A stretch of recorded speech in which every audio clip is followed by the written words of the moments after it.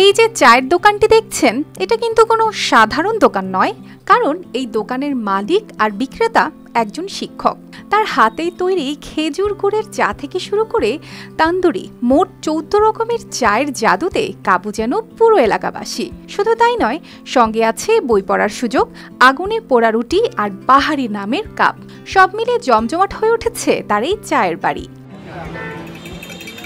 পাবনার ঈশ্বরদীর পাকশী ইপিজেড গেটের পাশেই এই দোকানটি খুলেছেন স্থানীয় শিক্ষক সোহাগ হোসেন। শিক্ষকতা করলেও তার মনে ছিল একদিন নিজের ব্যবসা দাঁড় করানোর স্বপ্ন।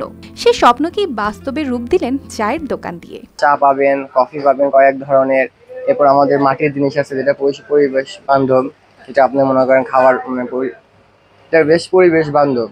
পাশাপাশি এটা রাখার চেষ্টা করেছি অনেকেই, এখন আমরা আস্তে আস্তে চেষ্টা করছি যে পরিবেশ বান্ধব কিছু করা। আলহামদুলিল্লাহ অল্প সময়ে তো অনেক বেশি সাড়া পাচ্ছি। এখন আমাদের প্রায় আপনার ডেইলি 20 থেকে 25 কেজি দুধ যাচ্ছে, প্রায় আপনার 20-30টা পাউরুটি পোড়ানো যাচ্ছে।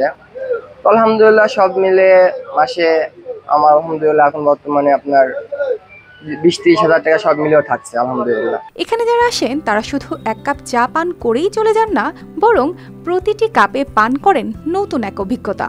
কখনো খেজুর গুড়ের মিষ্টি সুবাস, কখনো মধু কালোজিরার ভিন্ন স্বাদ, আবার কখনো তান্দুরি চায়ের ধোয়া। মালাই চা থেকে শুরু করে পুদিনা চা, তালিকা যেন শেষই হয় না।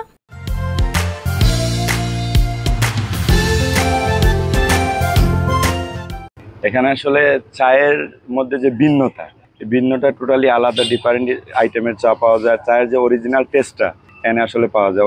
অনেক চায়ের শপ আছে, কিন্তু এই শপটা টোটালি ডিফারেন্ট। তবে এখানকার বিশেষ আকর্ষণ চায়ের বাইরেও আছে।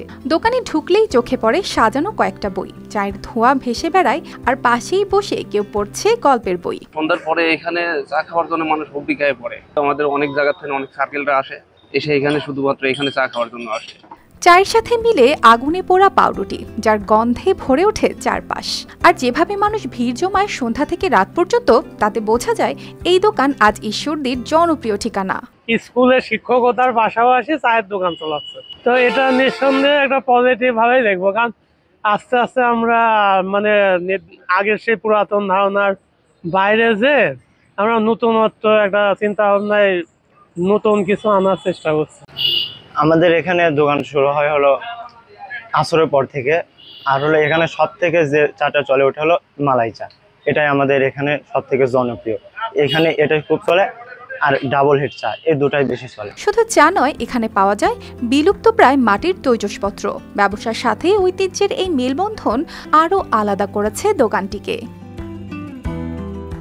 News desk, RTV।